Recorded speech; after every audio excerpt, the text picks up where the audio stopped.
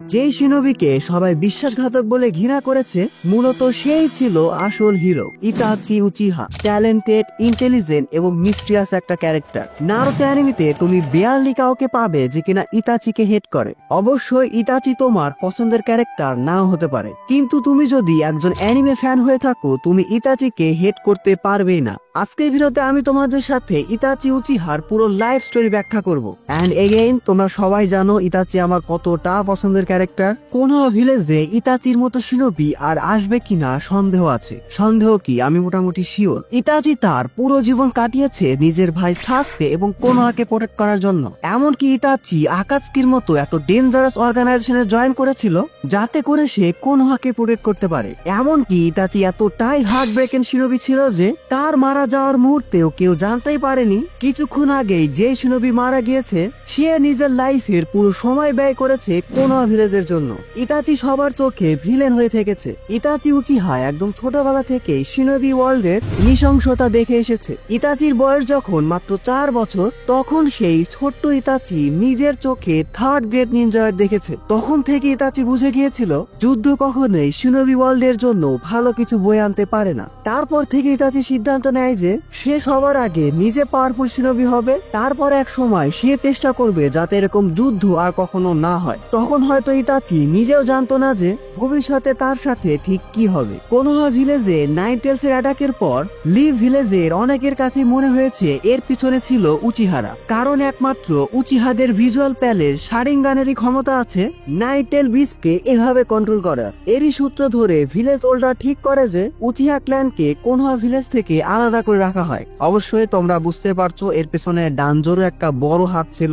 উচিহাদের এখানে আলাদা করে রাখার আরো একটা কারণ ছিল যাতে উচিহাদের উপর গোপনে নজর রাখা যায়। যাই হোক, আমাদের ইতাচি উচিহাও আস্তে আস্তে বড় হতে থাকে। ইতাচি ছোটবেলা থেকে অনেক ট্যালেন্টেড এবং স্মার্ট শিনোবি ছিল। খুব অল্প বয়সে সে এমন টেকনিককে মাস্টার করে ফেলে যেটা অনেক জোনিন লেভেল শিনোবিরাও পারতো না। ইতাচি ছিল তার জেনারেশনের বেস্ট নিনজা। তার একাডেমিক স্কোর থেকে শুরু করে মিশন পর্যন্ত ইতাচি ছিল সব জায়গাতেই সাকসেসফুল। ধীরে ধীরে ইতাচি শিনোবি ওয়ার্ল্ডের হিস্ট্রি সম্পর্কে আরো কিছু জানতে পারে। ইতাচি ধীরে ধীরে নিজের স্কিল এবং জুৎসুকে আরো পারফেক্টলি মাস্টার করতে থাকে। গ্রাজুয়েশনের মাত্র 1 বছরের মধ্যে ইতাচি নিনজুৎসুকে কমপ্লিটলি মাস্টার করে ফেলে। এরপর ঘটে আরেক ঘটনা। ইতাচি ছিল একটা মিশনে, সেখানে ইতাচির সাথে দেখা হয় মাস্ক পরা একজন আননোন পার্সনের। সেই মাস্কম্যান একে একে সবাইকে মেরে ফেলতে শুরু করে ইতাচির চোখের সামনে। আর এটা দেখেই প্রথমবারের মতো ইতাচির শারিঙ্গানে আর্কেন হয়ে যায়। যাই হোক, সেখান থেকে কোনোভাবে বের হওয়ার পর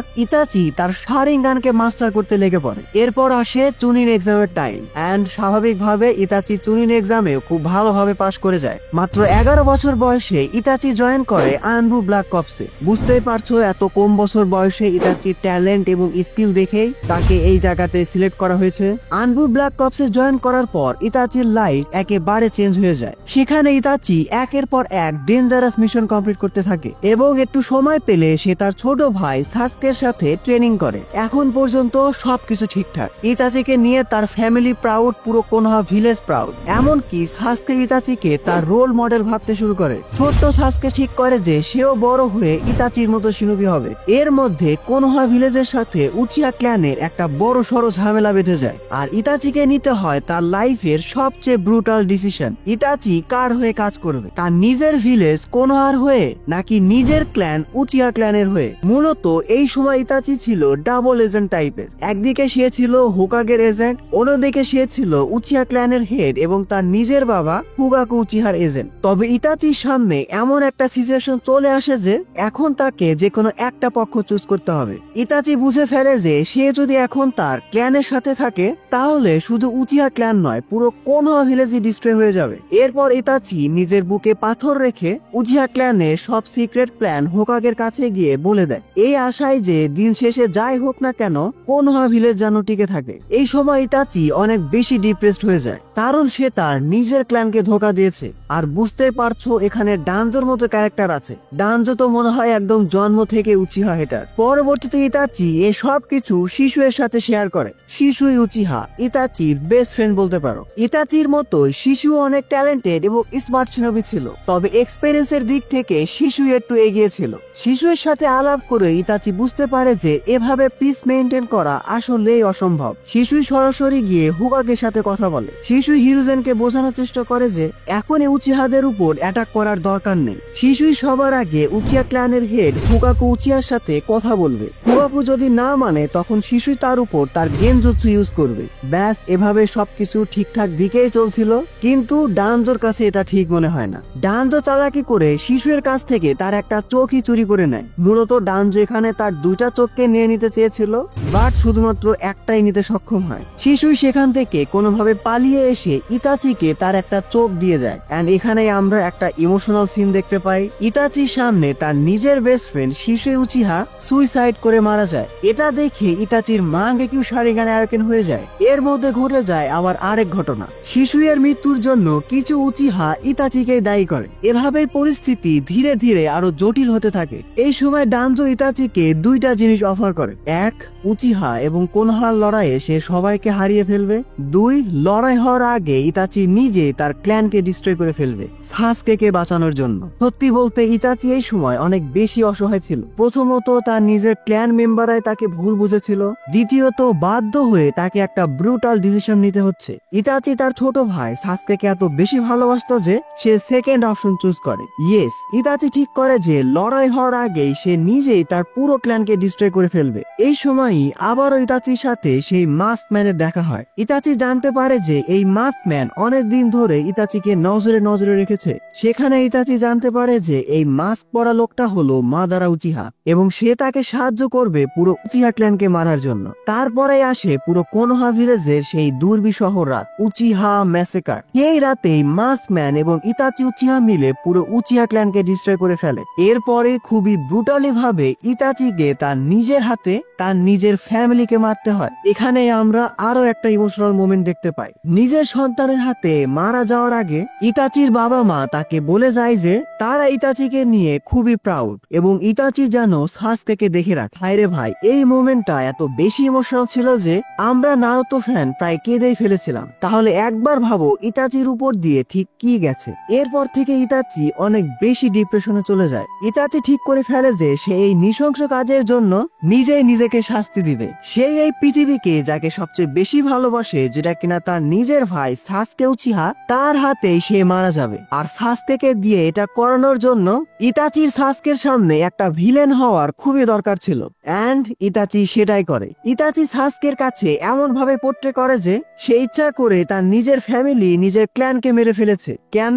নিজের পাওয়ারকে জাজ করার জন্য। শুধু তাই নয়, এই পুরো বিষয়টা ইতাচি সাসকেকে খুবই ব্রুটালি একটা গেনজুৎসুর মাধ্যমে দেখায়। ইতাচি সাসকেকে এটা বলে যে সে সাসকেকে কখনো ভালোই বাসেনি, এমনকি সে সাসকের উপর এই জন্য দয়া দেখাচ্ছে যে সাসকে এখন তার মারারও যোগ্য নয়। সাসকেকে ছেড়ে একেবারে চলে যাওয়ার আগে ইতাচি সাসকেকে বলে যায় যে পাওয়ারফুল হতে। তারপর সে যেন ইতাচির কাছে আসে প্রতিশোধের জন্য। এই সময় সাসকের অবস্থা ছিল খুবই করুণ। সাসকে ইমোশনালি এত বেশি ড্যামেজ পায় যে তার শারিঙ্গান আয়োকেন হয়ে যায়। তারপর সাসকে সেখানে অজ্ঞান হয়ে যায়। ভাইরে ভাই, এসব দেখে ইতাচি যখন পিছনে তাকিয়ে একদম কেঁদে ফেলে, এই সিনটা ভাষায় প্রকাশ করার মতো না। ইতাচি বুঝে গিয়েছিল যে ডানজোর উপর ভরসা করা যাবে না, তাই সে হিরোজেনের কাছে গিয়ে অনুরোধ করে যে তার অবর্তমানে সে যেন সাসকেকে দেখে রাখে। তারপর সাসকে লিটারেলি একজন ট্রেটার হয়ে যায়, পুরো কোনোহা ভিলেজের একজন বিশ্বাসঘাতক নিনজা। সিক্রেটলি সে আকাশকির মতো একটা ডেডলি অর্গানাইজেশনে জয়েন করে তাদের বিষয়ে ইন্টেল গ্যাদার করার জন্য। আকাশকি অর্গানাইজেশন থেকে কোনোহাকে প্রোটেক্ট করার ডেডলি মিশন। আকাশকিতে জয়েন করার পর ইতাচির প্রথম পার্টনার হয় জুজো, যে কিনা সেভেন সোর্সম্যান অফ দ্য মিস্টের একজন মেম্বার ছিল। তার সাথে আকাশকির একটা মিশনে ইয়াগুরার সাথে ফাইট করতে জুজো সেখানেই মারা যায়। এই সময় ওরোচিমারু ইতাচিকে একটু খোঁচা মারতে থাকে, বাট ইতাচিকে তো তোমরা চিনোই, সে ওরোচিমারুকে একটা উচিত জবাব দিয়ে দেয়। যাই হোক, আমরা আমাদের মূল কাহিনীতে ফিরে আসি।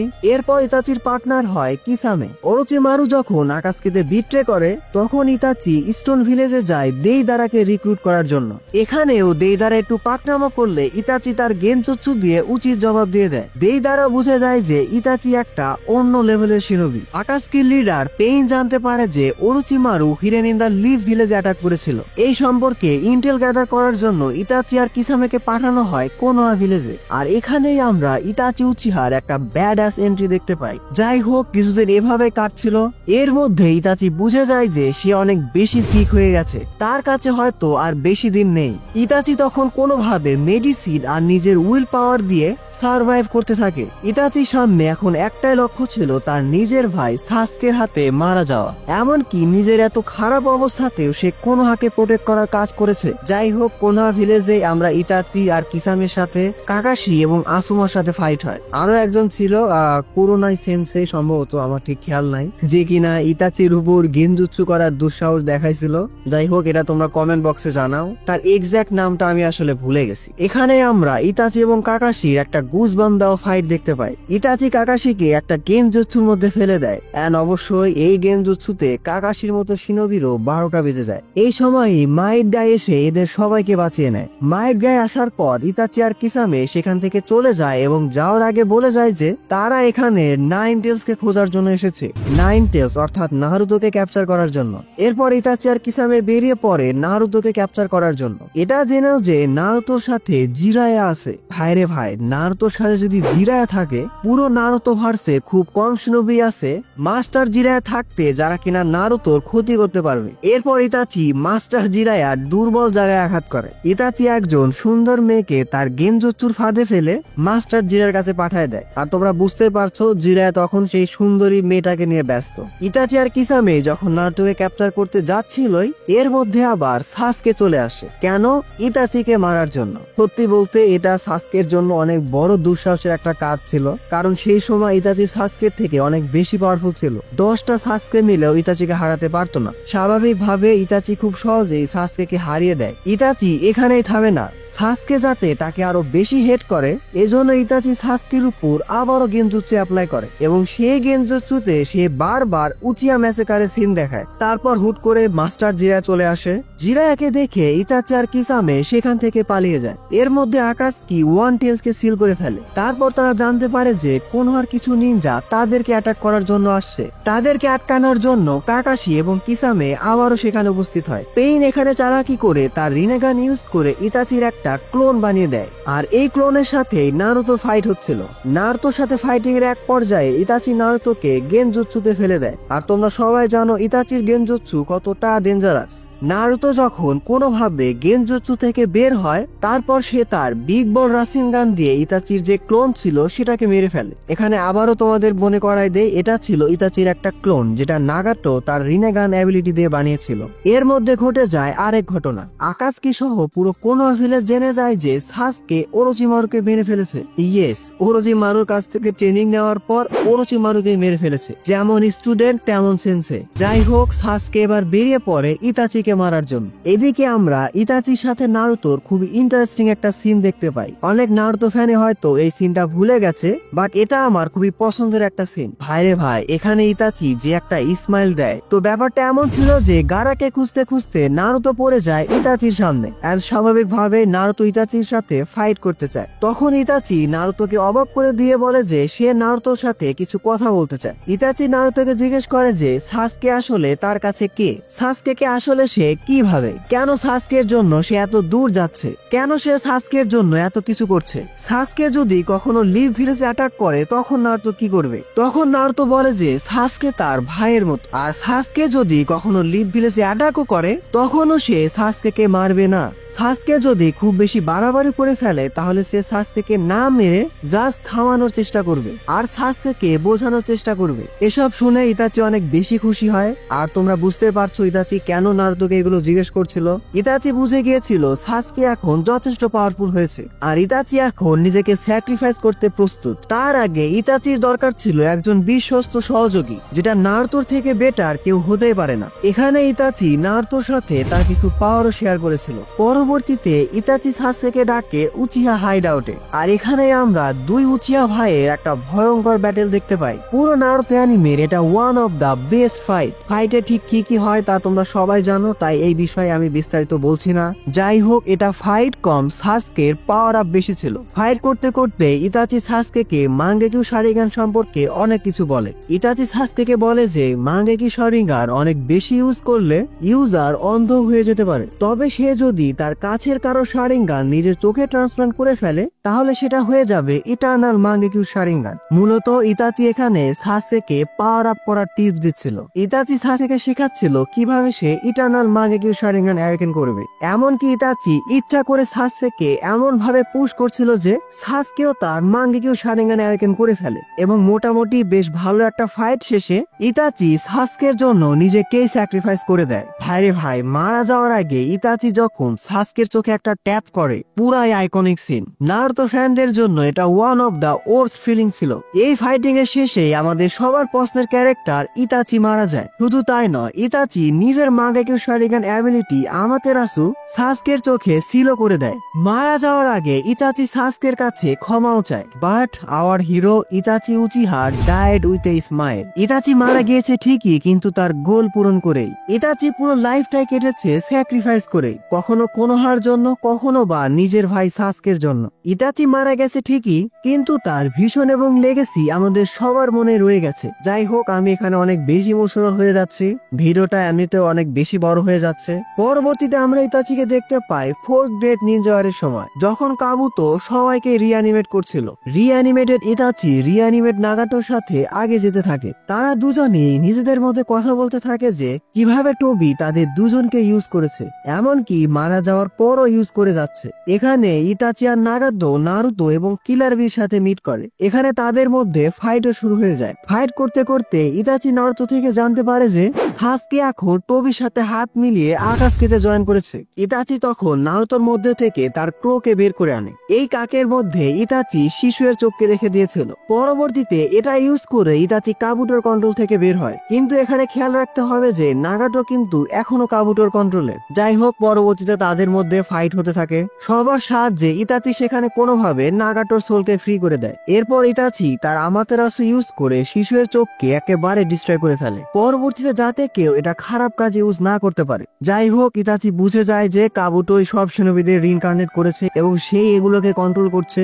এবার ইতাচি বেরিয়ে পড়ে কাবুটোকে থামাতে। যাওয়ার পথে ইতাচির সাথে দেখা হয়ে যায় সাসকেও ইতাচিকে দেখে তার পিছু যেতে থাকে। পরবর্তীতে আমাদের দুই উচিহা ব্রাদারই কাবুটোর কাছে পৌঁছায়। সাসকে এবং ইতাচির সাথে কাবুটোর এখানে বেশ ভালো একটা ফাইট হয়। বুঝতে পারছো, এখানে আমাদের দুই উচিহা ব্রাদার আছে, তারা দুজন মিলে কাবুটোর মতো একটা ফরবিডেন অপোনেন্টস কেও থামিয়ে দেয়। শুধু তাই নয়, পরবর্তীতে ইতাচি কাবুটোর উপর একটা গেনজুৎসু কাস্ট করে। এরপরে কাবুতো রিইনকার্নেশন জুৎসুর যে হ্যান্ড সাইন সেটা রিভিল করে দেয়। মূলত এটা ইতাচির একটা ট্রিক ছিল রিইনকার্নেশন জুৎসুকে একেবারে থামানোর জন্য, এবং সেটা খুব ভালোভাবে কাজ করে। ইতাচি যদি এই কাজটা না করতো 4th গ্রেড নিনজা ওয়ারে শিনোবি অ্যালায়েন্স জিততেই পারতো না। ইয়েস, ইতাচি এতটাই ভ্যালুয়েবল শিনোবি ছিল। মারা যাওয়ার পরও ইতাচিকে রিইনকার্নেট করা হয়েছে।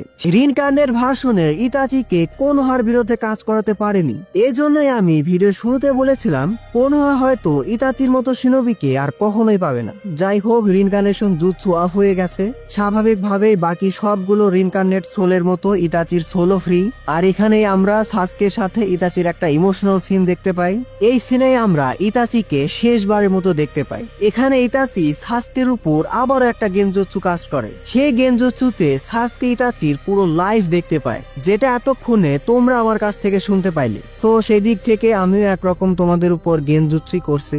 এন্ড তারপর আর কি, সবশেষে ইতাচি সাসকেকে গুড বাই বলে যায়। এটাও খুবই একটা ইমোশনাল মোমেন্ট ছিল। সত্যি বলতে এই সময় আমি কেঁদেই ফেলছিলাম, কারণ তোমরা সবাই জানো ইতাচি আমার কতটা পছন্দের ক্যারেক্টার। কেন কাঁদছি আমি নিজেও জানি না। নারুতো অ্যানিমেতে ইতাচিকে আর হয়তো কখনো দেখতে পাবো না, এই জন্যই হয়তো। যাই হোক, আজকের ভিডিওটি এ পর্যন্তই। ভিডিওটি কেমন লাগলো সেটা তোমরা কমেন্ট বক্সে জানাও। এন্ড কণ্ঠ শুনে বুঝতে পারছো আমার গলার কি অবস্থা। গলার এই খারাপ অবস্থার জন্যই ফেস ক্যামে ভিডিওটা বানাই নাই। ফেস ক্যামে ভিডিওটা বানালে তোমাদের হয়তো আর একটু ভালোভাবে বোঝাতে পারতাম। কোনো সমস্যা নাই, আমি খুবই দ্রুত ফিরে আসবো। তোমরা সবাই আমার জন্য দোয়া করো। আজকে ভিডিওটি এ পর্যন্তই। ভিডিওটি ভালো লাগলে ভিডিওটিতে এখন একটি লাইক দিয়ে চ্যানেলটি সাবস্ক্রাইব করে ফেলো। Don't subscribe if you are not an anime fan. See you in next video.